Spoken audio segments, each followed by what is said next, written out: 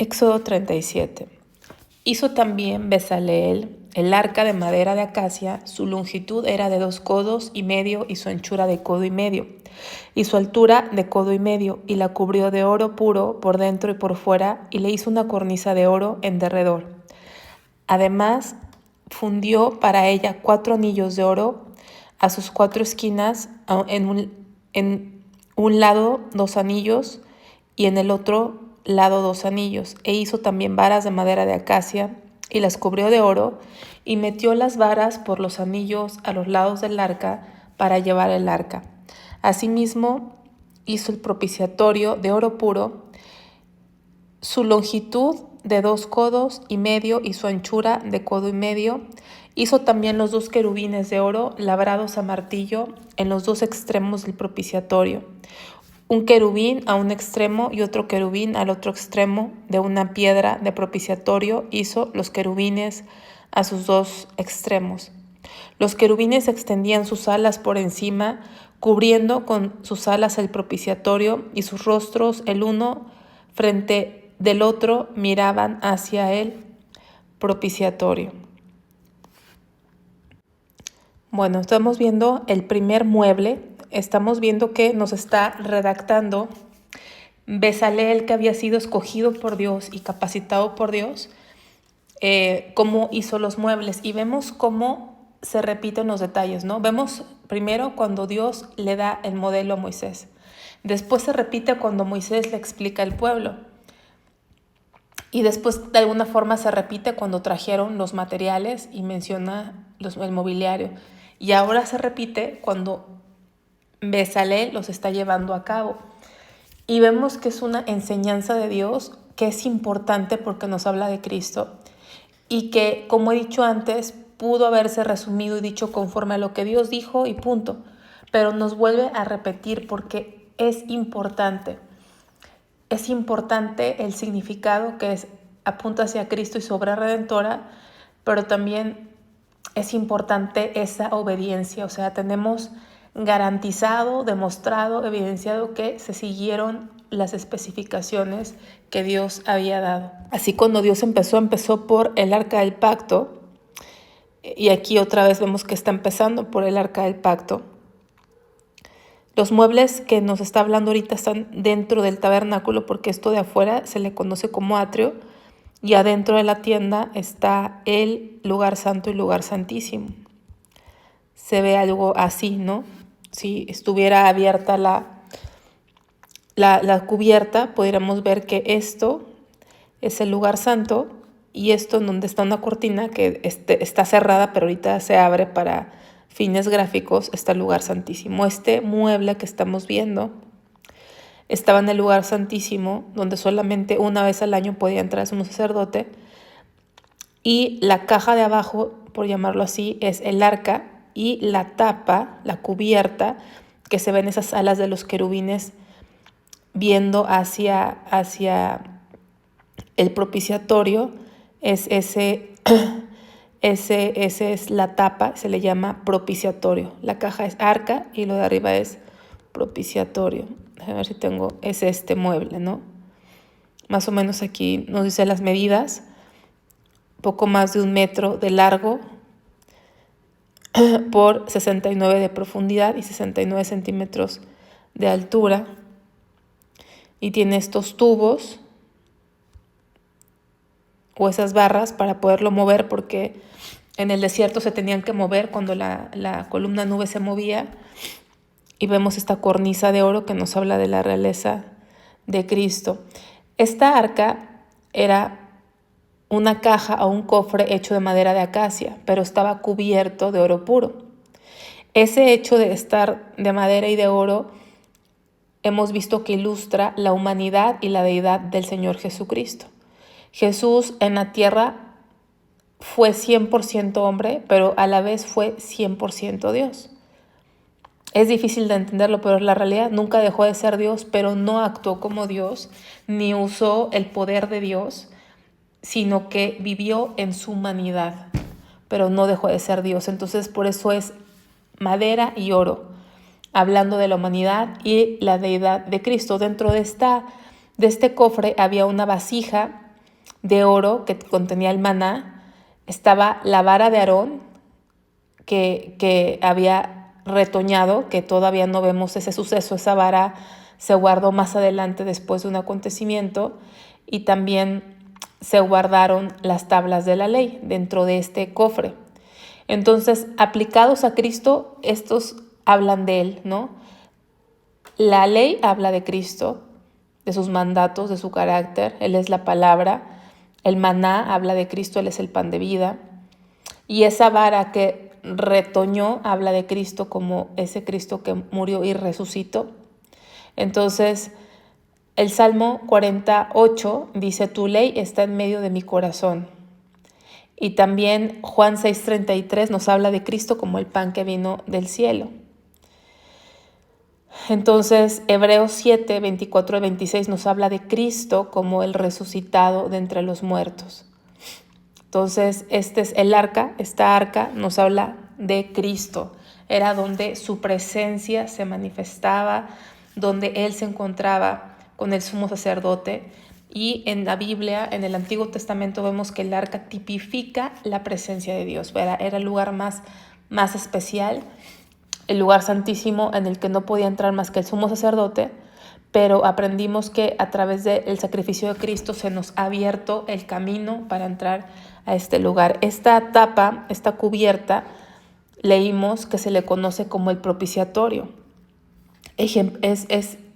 Representa el trono de Dios, porque el trono de Dios hay querubines que están en su trono. Entonces ahí nos está tipificando el trono de Dios. Y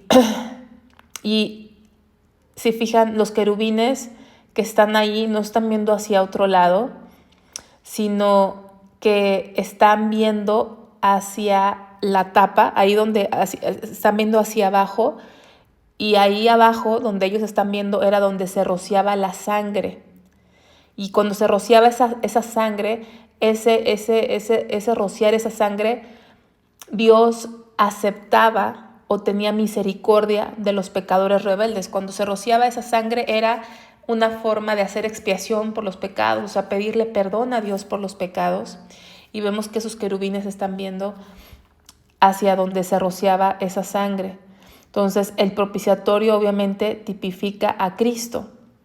Romanos 3:25 dice que Él es nuestra propiciación por nuestros pecados. Este es el arca, el primer mueble que estaba en el lugar santísimo.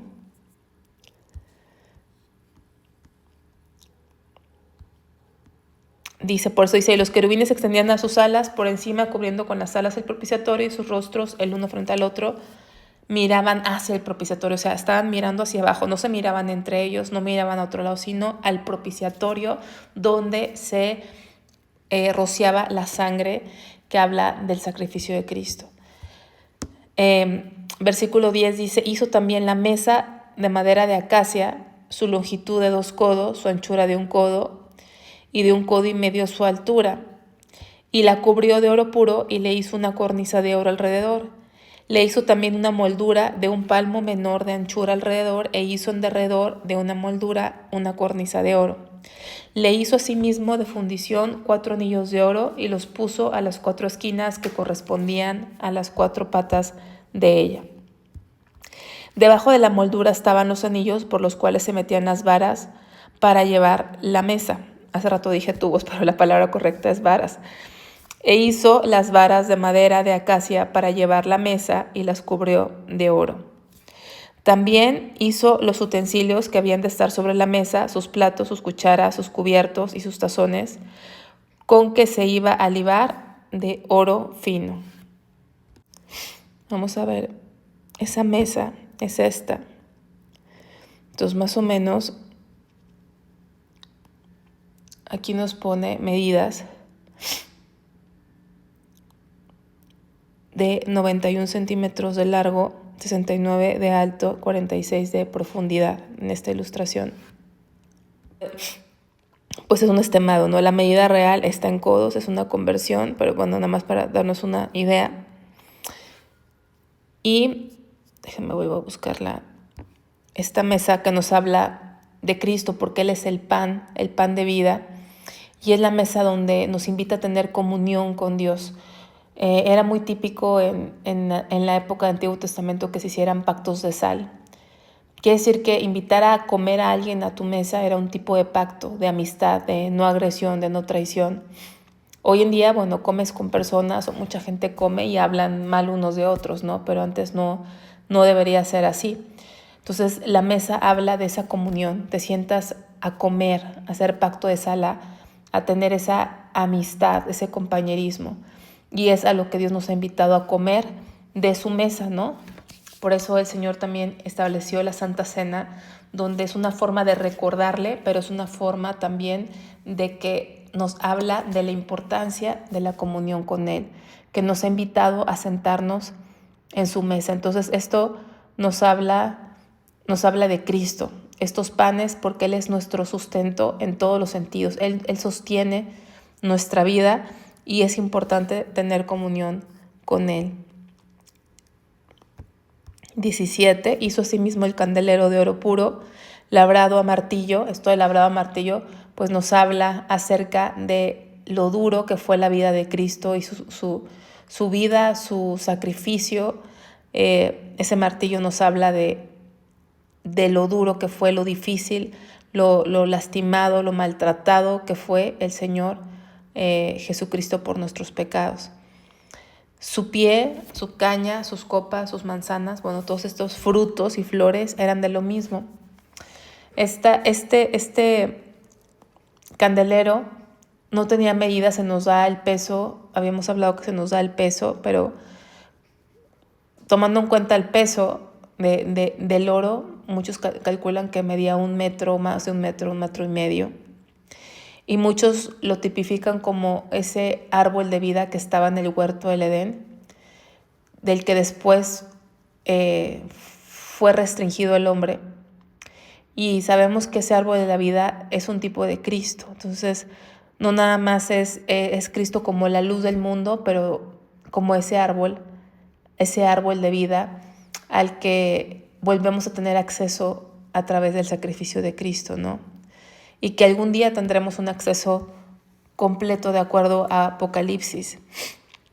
Dice, de sus lados salían 6 brazos, 3 brazos de un lado del candelero y otros 3 brazos del otro lado del candelero. En un brazo 3 copas en forma de flor de almendro, una manzana y una flor. Y en otro brazo 3 copas en figura de flor de almendro, una manzana y una flor. Así en los 6 brazos que salían del candelero. Y en la caña del candelero había 4 copas en una figura de flor de almendro, sus manzanas y sus flores, y una manzana debajo de 2 brazos del mismo, y otra manzana debajo de los otros 2 brazos del mismo, y otra manzana debajo de los otros 2 brazos del mismo, conforme a los 6 brazos que salían de él. Sus manzanas salían y sus manzanas y sus brazos eran de lo mismo, todo era una pieza labrada a martillo de oro puro, todo era algo. Imagínense la capacidad que Dios le dio a este varón, Bezalel, para hacer esta no sé si es correcto decir artesanía, pero esta obra de arte, porque toda la descripción que acabamos de leer fue de una sola pieza. Vamos a ver.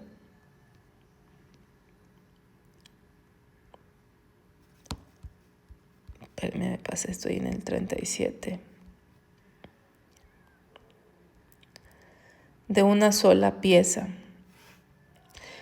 Dice, hizo asimismo sus 7 lamparillas, sus despabiladeras, que eran como unas tijeras con las que se cortaba la mecha cuando se consumía, y sus platillos de oro puro. De un talento de oro puro lo hizo con todos sus utensilios.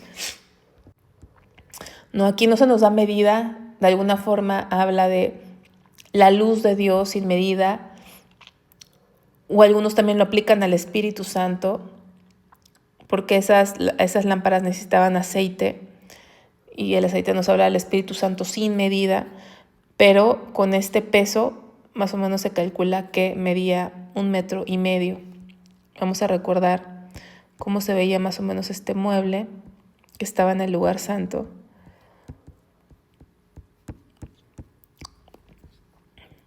algo así. Aquí vemos los 3 muebles que estaban ahí. Acabamos de ver el candelero, los panes, la mesa de los panes, son los que acabamos de leer. Dice, hizo también el altar del incienso, que era el tercer mueble, y que vemos que ese estaba, digamos, enfrente del velo. Hizo también el altar del incienso de madera de acacia, de un codo de longitud y de otro codo su anchura. Era cuadrado y su altura de 4 codos y sus cuernos de la misma pieza. Hemos hablado que los cuernos significan poder. Y lo cubrió de oro puro, su cubierta y sus paredes alrededor y sus cuernos, y le hizo una cornisa de oro alrededor. Esa cornisa nos habla de como una corona, algo que es majestuoso. Nos habla de Cristo como nuestro Rey, pero nuestro intercesor también. Le hizo también 2 anillos de oro debajo de la cornisa, en las 2 esquinas, a los 2 lados, para meter por ellos las varas con que había de ser conducido. E hizo las varas de madera de acacia y las cubrió de oro. Este altar del incienso habla del ministerio de Cristo como nuestro intercesor, que sus oraciones, su sacrificio llega como un olor grato perpetuamente delante de Dios. Y dice 29, hizo también el aceite santo de la unción y el incienso puro aromático según el arte del perfumado. Recordamos que había una fórmula y no se podía usar como cosa común, no se podía usar para otras cosas que no fueran santas y no se podía copiar su fórmula, ¿no? No podemos imitar al Espíritu Santo. A veces a lo mejor queremos imitarlo hablando de cierta forma o haciendo ciertas cosas que no es el Espíritu Santo sino manipulación, y debemos de tener cuidado con eso porque Dios prohibió imitar el aceite y el incienso, ¿no? El aceite que nos habla del Espíritu Santo. Entonces aquí vimos los muebles que estaban dentro del lugar santo, el candelero, Cristo como nuestra luz, la mesa de los panes, Cristo como nuestro sustento, el altar del incienso, Cristo como nuestro intercesor, como olor fragante ante el Padre que intercede por nosotros. Y en el lugar santísimo vimos el arca y el propiciatorio que nos hablan de Cristo. Y vemos que estas 3 cosas son necesarias para una vida santa, que estar a la luz de la palabra de Dios, estar en comunión con Él, en los panes, la mesa, estar en comunión con Él, con el pan de vida, y la oración. Esas 3 cosas son vitales en nuestro caminar cristiano para vivir una vida santa.